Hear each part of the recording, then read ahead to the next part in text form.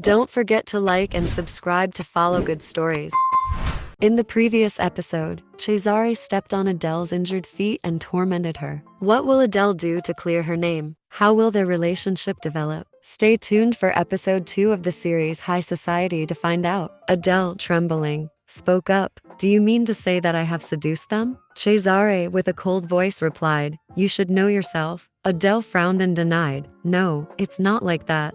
No matter. Cesare's response caused him to laugh mockingly, and then let out a triumphant guffaw. This left Aponi utterly stunned. Lady Flavia has behaved rather ruthlessly, hasn't she? Cesare continued, pressing his heel into her swollen foot, and taunting her. Can't you conduct yourself properly, even for a single matter? Whether it's quarreling or gaining favor through flattery. There are better ways. Adele could only lie on the ground, groaning from the sharp pain. You excel at discarding your pride and begging, so why not behave like usual? Adele frowned and squinted, muttering an apology. I apologize. I am to blame for all of this. Cesare's shadow enveloped her like a devil, but eventually, it released the pitiful girl. It's fortunate that you know your place. Treat your wounds carefully to avoid scars. Suddenly, Aponi burst through the door. Master Bonaparte, her ladyship, Cesare interrupted. I'll hear your explanation later. He stepped outside, not forgetting to order, have her take a break from lessons for the next 3 days. The door slammed shut behind him, leaving a stillness that engulfed the room. That night, Cesare, while savoring a cigar, opened a document. He is the second son who won't even inherit the family title and lacks the skills to live independently. Cesare sneered, cursing under his breath. What a worthless piece of trash, unable to stand on their own. And yet, here they are, causing a ruckus in Buonaparte's garden. Who knows what they talked about amongst themselves? But now I have to clean up this mess. Everything has gone off track. Adele Vivi had inadvertently been exposed. Replacing her with another girl was out of the question. Now, no matter what happens, I must make that shoeshine girl, Adele, a member of the Buonaparte family. She certainly looks provocative. Her dark green hair glistening like kelp soaked in the ocean waves, her skin as pale as salt, her needlessly large bosom. Those pieces of her H must be getting aroused at the thought of her right about now. Cesare recalled the scene. He was also surprised when Adele suddenly kissed him on the cheek. Her enchanting beauty left him somewhat dazed. Perhaps I was a little aroused in that moment, too. If she affects me this much, this plan will succeed. As soon as Estra Della Vale lays eyes on the shoeshine girl, suddenly, there was a knock on the door. It was Lady Flavia. As soon as she saw Cesare, she greeted him with a blessing from the sea goddess. Cesare smiled enigmatically. Both remained silent for a long while, until Cesare spoke first. Madam, I don't mind when you educate a rebellious child like that, but I don't want to clean up the aftermath anymore. Flavia could only apologize, but Cesare did not forget to issue a threat. Do not cause me any more trouble. You're a wise woman, so I'm sure you understand. Flavia's face turned ashen as she left the room. Outside, she could not contain her anger and took it out on Adele. She believed Adele had deliberately exhausted herself by wearing those tight shoes, making the Buonaparte family pity her, which led to her current treatment. Flavia silently cursed the cunning girl. The next morning, a strange rumor spread throughout the noble circles. Lord Cesare had fallen for a certain young lady and would not socialize with anyone else besides her. Never before had the Duke brought a girl into his mansion, and unlike his usual demeanor, he was showing a great deal of affection. This might not be an ordinary relationship. Upon hearing this shocking news, a girl slammed the table in astonishment. She quickly excused herself and left, thinking to herself, this is serious. I must inform Lucrezia immediately. As soon as she arrived home, she wrote a letter, recounting everything. Lord Cesare held an unknown woman in his arms, and directed her towards Buonaparte's mansion. How many times must the Duke break your heart before he is satisfied? What kind of despicable woman dares to seduce him? I want to meet you as soon as possible, to ease this sorrow. The letter was sent to the Della Vale household with the utmost speed. After reading it, Lucrezia threw the letter into the fireplace. Duke Cesare, what is the meaning of this absurd letter? Are you trying to challenge me again? Have you heard? Lord Cesare is hiding a girl in his mansion. 3 days ago, when the Orania delegation brought the mermaid's heart and announced it publicly, someone saw him carefully embracing a girl. Rumor has it that Enrico Pecci teased her and was punished by the Duke. The Buonaparte family has withdrawn all the large sums of money that the Fay family had borrowed for business. Who is this girl? Who could make Cesare Buonaparte fall so deeply in love? The rumor spread quickly, making Lady Flavia anxious. She was determined to expel that cunning, arrogant shoeshine girl from the Buonaparte household. Flavia burst through the door, shouting, "Adelaide, Adelaide," but her gaze froze. How was it possible? In just 3 days, how had that girl become so stunningly beautiful? Her once gaunt cheeks were now full. Perhaps the wounds on her filthy body had nearly healed. She looked like a siren from the legends, enchanting sailors. Suddenly, Adele's voice brought her back to reality. Flavia snapped out of her thoughts and continued to berate Adele, accusing her of deliberately wandering around to seduce noblemen with her drenched body and bare, crude feet. Adele, despite not fully absorbing the insults, kept her head bowed and apologized. Epone respectfully interjected, "I may not know much about etiquette like Lady Flavia, but I think Lady Adele already carries herself with a certain bella figura.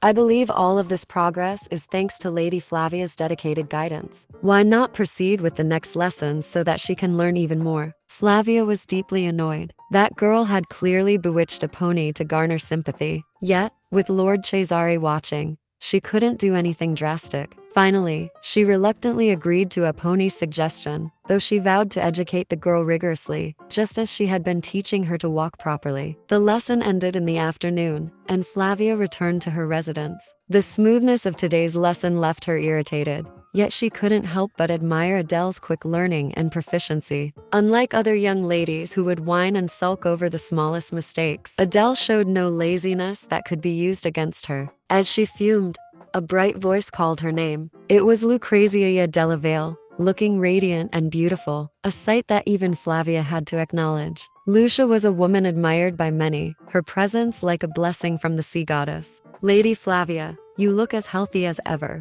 Lucia greeted. Flavia, curious, asked, "Do you have business at Buonaparte?" Luca replied, "I heard that everyone in high society is here, so I decided to visit. It seems there will be a grand party for the Iranian delegates, right?" Flavia responded, "I suppose so." While continuing the conversation, Flavia mentioned Duke Cesare, causing Lucia's cheeks to flush slightly. She wore a sorrowful and delicate expression as she said, "I wonder how Lord Cesare is doing. I've been grounded, so I haven't seen him in a while. Nothing significant has happened, right?" Flavia surmised that Lucia had already heard the rumors. Since the truth would eventually come out, she decided to introduce the girl as Lord Cesare's sister. With this in mind, Flavia began, "It seems you've heard the rumor." "She is."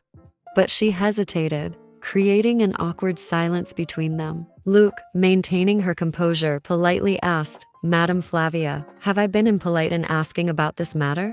Flavia stood silently, contemplating. Driving that shoeshine girl away didn't necessarily have to be her responsibility. A sly smile formed on Flavia's lips. "Lord Cesare has already warned me once. Who knows what might happen if I persist? But what if Lady Lucia gets involved?" Despite Lucia's elegance and politeness, she couldn't dominate the position of Cesare's fiancée with just naivety. Flavia, now unreserved, spoke with a hint of insinuation. "Lady, listen carefully. The girl in the rumor has the direct bloodline of the Buonaparte family." Lou's eyes widened in shock. Heavens, so Aunt Caterina and Uncle Rowan have a daughter? I must have misunderstood. How embarrassing.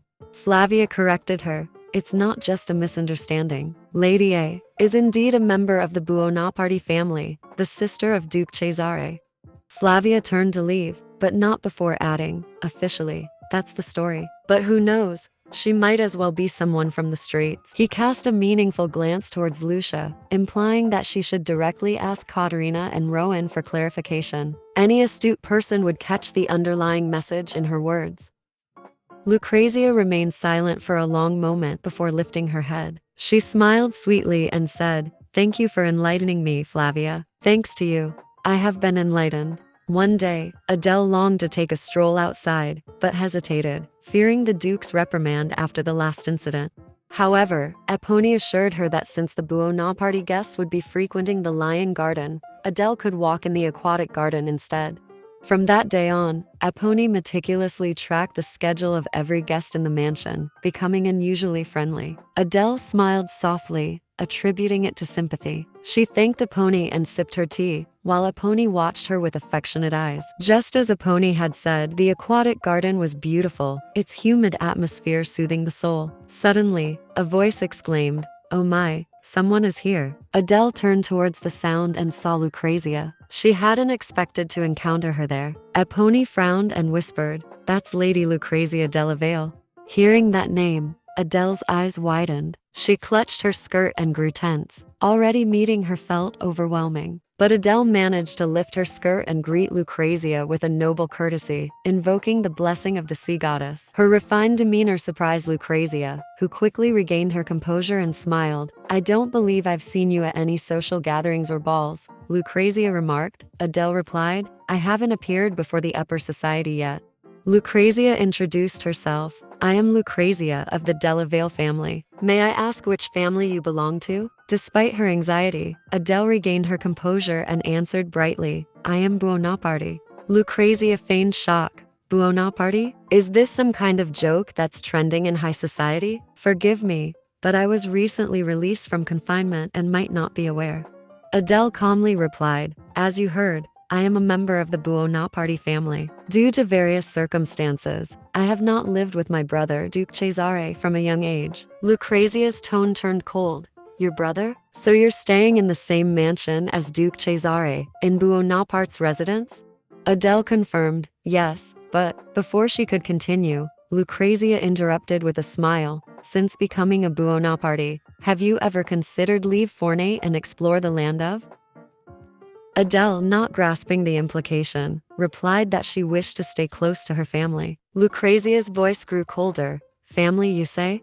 An oppressive silence settled over the beautiful garden. The pressure from Lucrezia made Adele feel stifled. Was it because she was a true noblewoman that Adele felt so nervous? Another obstacle. Lucrezia's stern tone startled Adele, making her look up, only to see Lucrezia feigning politeness as she excused herself. She sneered and dropped a loaded remark. "Let's hope he can protect you from the killers." Adele stood frozen, feeling a whirlpool of fear pulling her down again.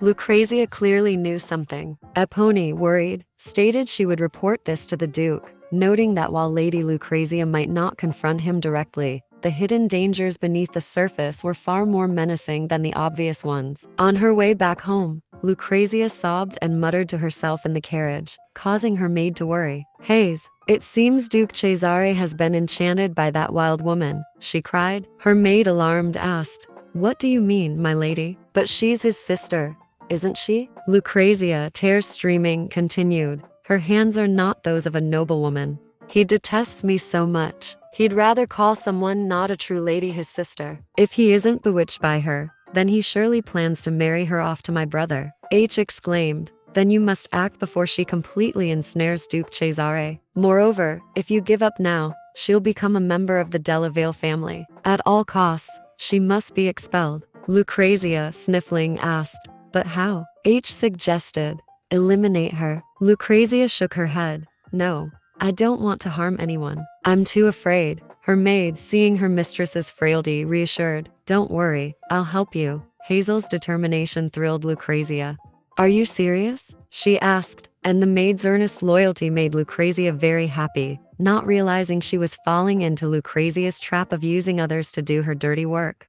One morning, a procession of carriages arrived at the Buonaparty mansion. The guests marveled at the grandeur of the estate, while the servants were busily decorating and refurbishing the rooms. That day, Adele wanted to see her brother. As she was about to knock, she remembered she had been told not to. She opened the door and a stranger saw her. He immediately informed Cesare, "Sir, you have a visitor." He turned to look at his supposed sister and flashed a bright smile. "Adelaide, how is your foot?" Adele responded, "Thanks to your care, my foot is completely healed." Cesare mocked, "Oh, I took care of you, did I?" Adele replied, "I was just being polite." Seeing Adele hesitate in his study, Cesare smirked and pressed for the reason. She made a surprising request. "Can I attend the social gathering tonight?" Both Cesare and the stranger in the room were taken aback. Cesare said, "All right. Is that all you came here to ask?" Adele answered, I've just moved here and would like to attend the social event in the capital. Cesare chuckled.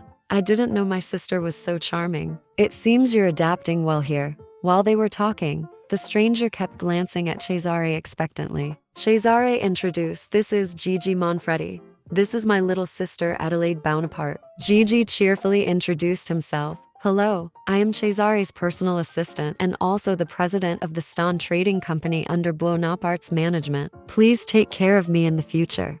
Gigi seemed very sociable and admired Adele's beauty, even comparing her to a mermaid. Much to Cesare's amusement, observing Cesare's easy conversation, Adele felt a surge of suppressed resentment. From the moment she met him, every corner of her mind felt like it was being gradually severed by a sharp knife. She decided to forget about the leather shoe that had trampled her foot and the words that pierced her heart like thorns.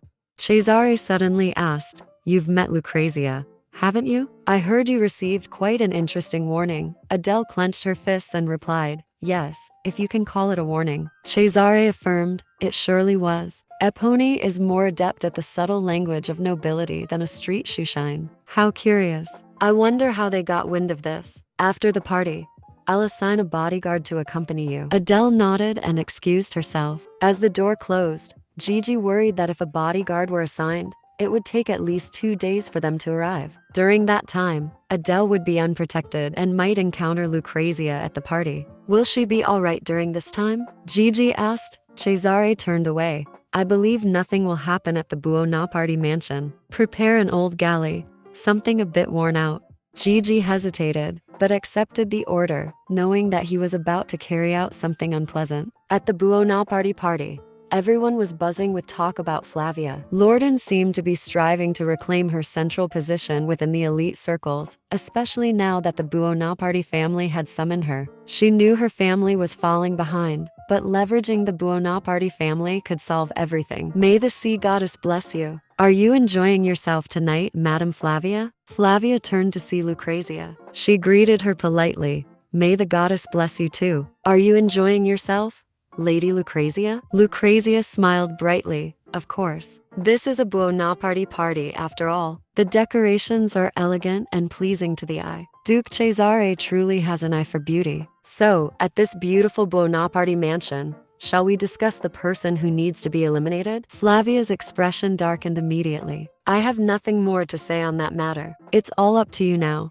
Lucrezia gave a threatening smile. Then perhaps I should speak with Duke Cesare. I have no choice but to reveal that you disclosed Lady Ade's origins to me. Flavia frowned, her eyes widening. What do you mean by that? I only did it with the best intentions for you. Lucrezia replied maliciously. Then I am returning your favor. Duke Cesare trusted you, yet you revealed this secret to me. She stepped closer to Flavia. I don't wish to confront you. We have only one enemy. I just need your assistance. Our arrangement will remain a secret. Lucrezia's foxy smile enraged Flavia, but she couldn't do anything. She clenched her teeth, controlling herself, and faced Lucrezia head-on. What do you want? In the ballroom, couples were dancing to lively music, while Adele was still preparing for the party. Epone, aren't you coming with me? She asked. Epone replied, I'm not a noble, so I'm not obliged to attend. But you are, Adele said uncertainly. I'm not sure. Epone complimented. You look beautiful. Many eyes will be on you. Adele mumbled. Really? She worried that exposing her vulnerabilities would only encourage others to harm her. Sensing her hesitation, Epone shared that attending such parties was enjoyable because a Buonaparte lady never wore the same gown twice. Even hats, parasols, gloves, and jewelry would be newly purchased. You'll visit Bella Stella Street every day to choose them, Epone explained. Adele was surprised, having never visited that street while living in the Kimurah slums. It wasn't forbidden for a shoeshine to enter, but it seemed too bright and beautiful to approach. She mused, that street must be lovely. Epone replied, of course. Suddenly, there was a knock at the door. Who could it be at this hour? Epone went to check and saw a familiar face. May the goddess bless you, Epone exclaimed. Madame Flavia appeared, looking urgent. Epone, I have something urgent to discuss. The master requires another report concerning Duke Cesare. Lady Flavia urgently needed the record book from Epone. Upon hearing the word master, Epone immediately agreed. She informed Adele that she would be absent for a while, casting a worried glance towards her before leaving. Under Flavia's urging, the door slowly closed behind them, and no one noticed the malicious glint in Flavia's eyes. Sitting in her room, Adele could still hear the music from the social gathering. The curiosity about Bella Stella Street gnawed at her, making it impossible to concentrate on her book. Suddenly, there was a knock at the door. Adele thought, could it be a pony? But how could she be back so soon? She hesitated as the knocking grew louder. Then, a voice from nowhere said, "Don't open the door." Adele looked around in confusion. What was that? I heard this voice before. There's no one else here but me. Am I imagining things? Suddenly, the person outside opened the door without permission. It was a young maid. Pardon, my lady, but I had to enter due to an urgent matter. Adele was surprised to see such a young maid. What's the matter? The maid replied, the master of the mansion has summoned you. Adele asked, my brother? But she couldn't shake the feeling that something was off. This maid seemed younger than the other servants at Buonaparty, and her clothes appeared too large. Despite her worries, she followed the maid, who said Cesare wanted to see her. All right, let's go, Adele said. As they ascended the stairs, the maid mentioned that the master was on the rooftop. Adele felt a growing sense of unease, but knew Cesare wasn't one to explain himself. We're here, the maid announced. The rooftop door opened, and a strong gust of wind blew Adele's shawl away. She rushed after it, giving the maid the chance to push her forcefully. I'm sorry. The maid screamed as Adele plummeted from the rooftop, a loud thud echoed through the moonlit night. In the banquet hall, everyone raised their glasses to toast Duke Cesare. They admired his achievements so young, a member of the council, and instrumental in helping the neighboring emperor ascend to the throne, bolstering diplomatic relations and strengthening his influence within the council. He lacked nothing: looks, lineage, business acumen, and political prowess. Everyone was curious about who such a remarkable man would marry. Feeling weary, Cesare stepped out onto the balcony for some fresh air. He leaned back in his chair, lit a cigar, and finally found a moment of peace. Cesare noticed something etched on the ceiling and smirked. Ah, Caterina Buonaparty and Ran Buonaparty. On a night like this, during a ball, those two would dance together while I sat on the most distinguished chair in the room, receiving a cursed cake from them. They spent hours together, lost in their own world, untouchable by anyone. As he puffed on his cigar, he mused, places like this always have a peculiar charm. Suddenly, a young man burst through the door, exclaiming, Cesare, the ladies are eager to meet you. What are you doing here? Cesare frowned at the intruder. Ruth, what's with that getup? You show up to my party dressed like that? Are you sober? Ruth ignored his sharp words and flaunted his looks even more, which only annoyed Cesare further. Ruth pointed to a shawl and said, I was just passing by when this fell from the sky. It must be fate. Cesare sneered. Are you so poor you pick up things from the ground? Ruth gave him a sidelong glance and said, after dealing with Lady Lucrezia, shouldn't you entrust your heart to a woman? Finding this shawl might be destiny. Cesare scowled. I'm more worried about the girl Lucrezia is likely tormenting. I'm definitely not getting married. Then he noticed the initials K and B on the shawl's corner. Caterina Buonaparte's shawl, now used by Adele Vivi. But why did it fall from the sky? He asked Ruth. Where did you find this? Meanwhile, a hand was desperately clinging to the rough edge of the wall. The young maid from earlier gasped in horror. Adele furrowed her brows and realized, you're Lady Lucrezia's maid, aren't you? Did she order you to do this? The maid panicked, and Adele seized the moment to command, pull me up, and I won't reveal your mistress's role in this. The maid, trembling, muttered, no, Lady Lucrezia will be disappointed. Adele shouted, you fool. Do you think Lucrezia will spare your life after this? The maid's face contorted in fear. What? No, Lady Lucrezia wouldn't do that. Adele continued, Lucrezia will kill you to silence you after this. The maid, now desperate, snarled, no, Lady Lucrezia wouldn't. She then ruthlessly stomped on Adele's hands, causing her to scream and curse with each blow. Finally, Adele's hands gave way, and she plummeted. A loud thud echoed through the quiet, moonlit night, startling a bird perched on a broken branch. Meanwhile, Cesare Buonaparty, the man blessed by fate and the gods, lay on the stone floor, grimacing and stargazing. His face tensed as he muttered, My spine. Sister, are you all right? His eyes widened when he saw Adele trembling in his arms after the fall. Cesare smirked. If you don't want me to touch you in the same way, stop grabbing my chest. Adele quickly moved away from him, still shaken by the ordeal. Cesare, feeling weary, thought to himself, who is bothering her this time? Adele frowned and looked up. I was pushed down by a girl dressed as a maid from the Buonaparty family. She said you summoned me, so I followed her to the rooftop. Cesare asked, I summoned you? He glanced up to the higher floor, catching sight of the maid's figure disappearing. Adele added, I'm certain she is Lady Lucrezia's maid. Ruth quickly dashed upstairs to catch the culprit, but by the time he arrived, she had already fled. He signaled to Cesare, Hey, Cesare, the culprit escaped too fast. I couldn't catch her. Cesare sighed. Of course she fled. Why did you even climb up there? Ruth, confused, asked. What? I can't hear you. Speak louder. Ignoring Ruth, Cesare turned to Adele. Were you planning to meet me dressed like that? Adele hurriedly tried to cover herself, since her shawl had flown away. Cesare, exasperated, said, A shawl is not armor. Don't mistake it for such,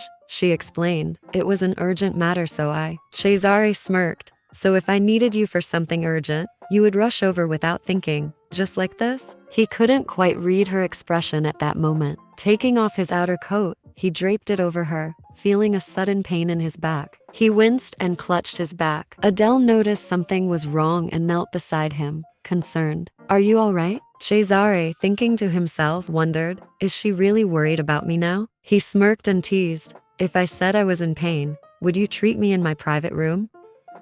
Their faces were closer than ever, and just as Cesare was about to say something suggestive, Ruth came running back, shouting, Cesare, my lady, are you both all right? Cesare shot him a withering glare which left Ruth confused. Come to my office, Cesare ordered. A doctor had been called to treat Cesare's injury. Fortunately, it wasn't too serious, but he was advised to avoid strenuous activities and stop smoking for a while. Cesare sighed in disappointment at giving up his favorite pastime.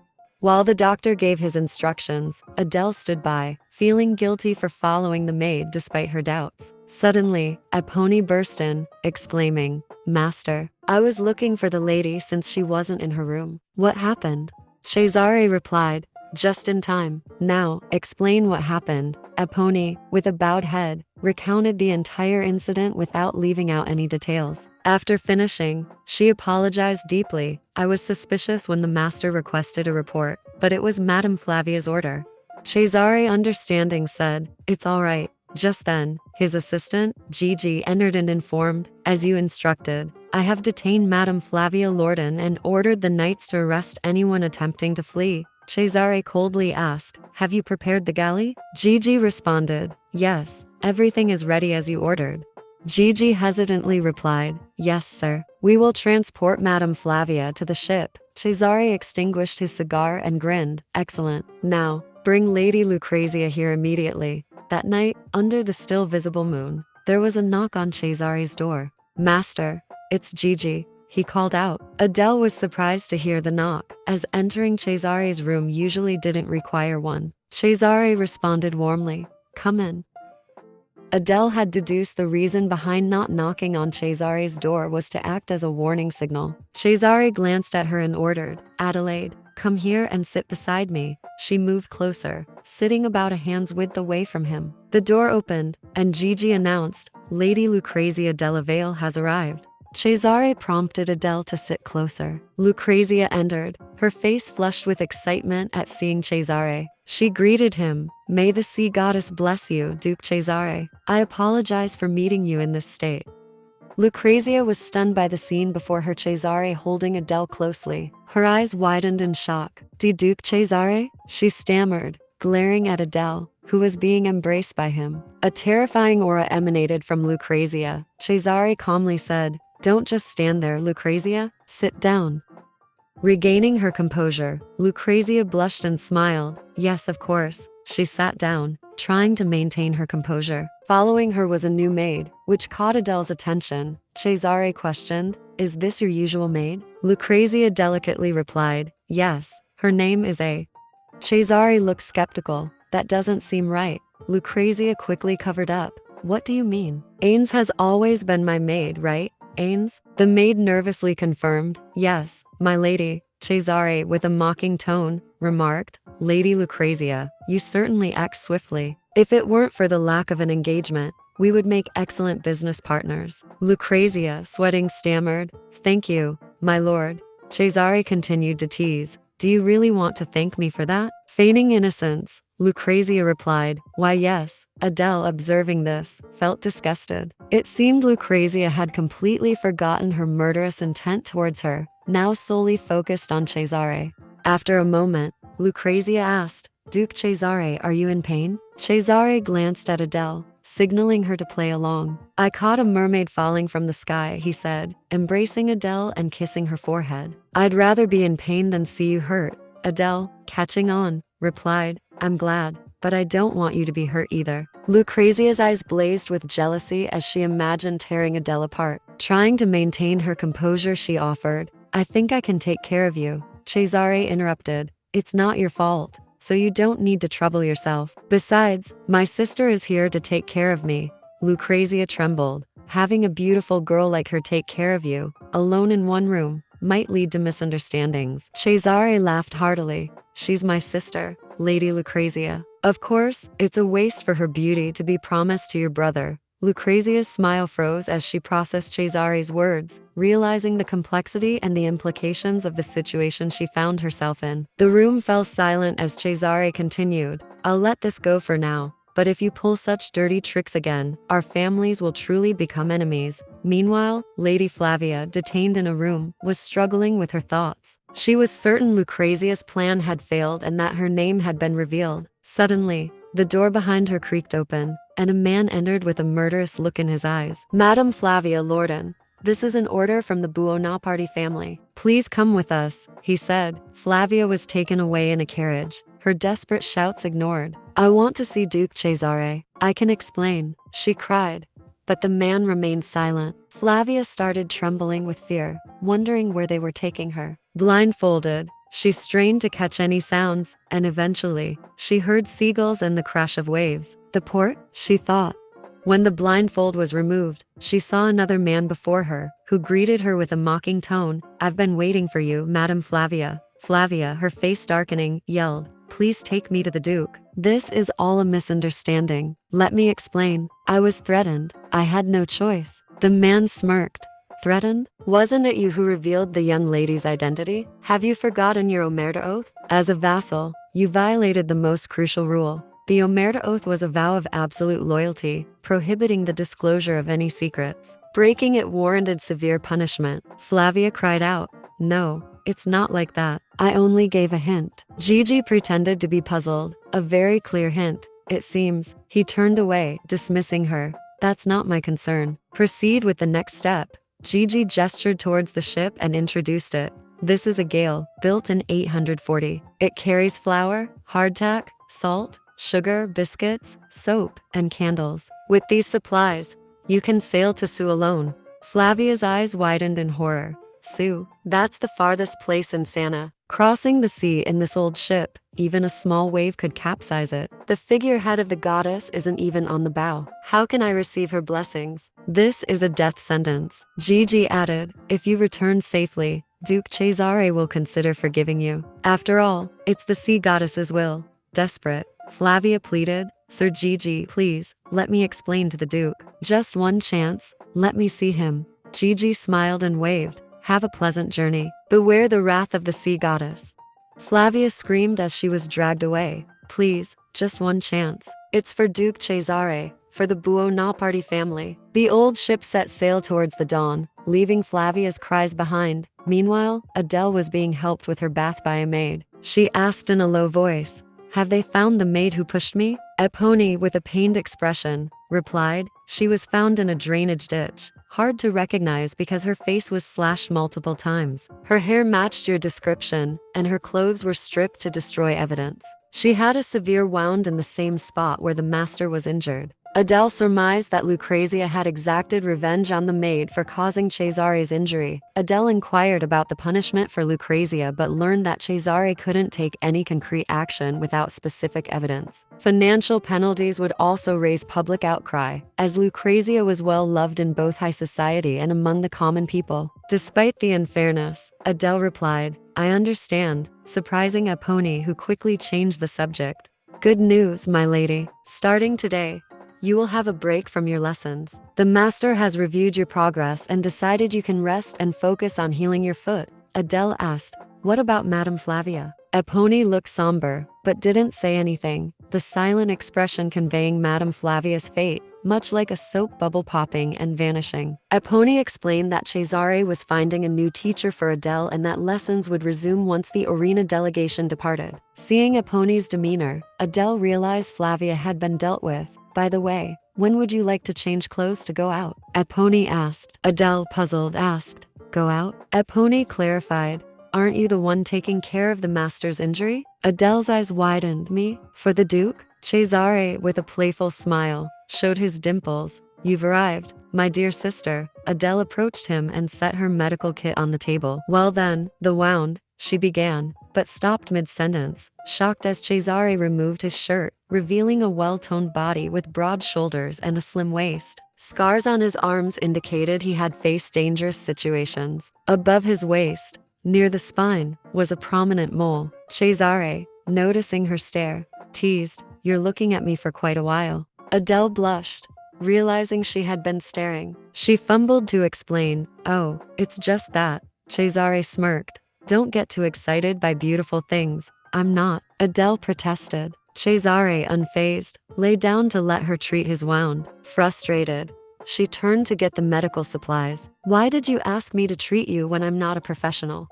Cesare replied nonchalantly, "Because Gigi is noisy and Epone always looks annoyed. Besides, I got injured because of you, so you should take responsibility." Unable to argue, Adele began cutting the bandages. The room fell silent except for the sound of scissors. Cesare lay there, enjoying the attention. Once all the bandages were off, Adele wiped the sweat from her face. "Why am I so nervous? It feels like being in a room with a monster," she thought. Holding a box of ointment, she said, "I'll apply the medicine now, but this wound is bigger than I thought. It stretches from your back to your side." Cesare felt every action of hers, and as she reached the limit of her reach, she said, "Brother, I can't reach the front part of the wound. Please turn around a bit."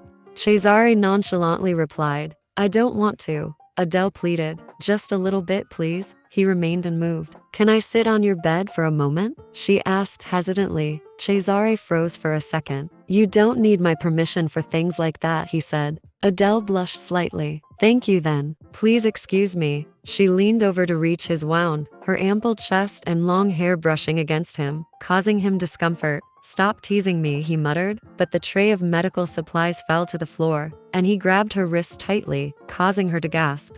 Adele opened her eyes slightly, seeing his face clearly. Since her fall, no one had asked if she was all right. Despite being ignored by everyone, she didn't feel wronged. Instead, she looked at Cesare with genuine concern. "Why is she so foolish?" he thought. "If not for me, she would have died. Is she really worried about me now? Or does she have another motive?" Even the way her shoulders trembled to earn my sympathy, it all finally makes senses. Unless she had an ulterior motive, she would never worry. Stomped on her foot. Adele whispered, "Brother." Cesare interrupted, "Call me Cesare. I don't want you to call me brother when we're in bed." Adele, panicking, said, "Brother, why are you acting like this?" Cesare chuckled, "I want you to stop being so adorably naive, Adele Vivi. I'm a man, and you're a woman. I've watched you for a long time. You're very cute, and your foolishness is just as charming. I'll give you the love you want, so stop pretending to be clueless." So, Cesare and Adele have made some unexpected progress in this episode. Will they genuinely develop feelings for each other? Or is it simply a case of mutual exploitation? Don't forget to like and subscribe to the channel to follow the series High Society.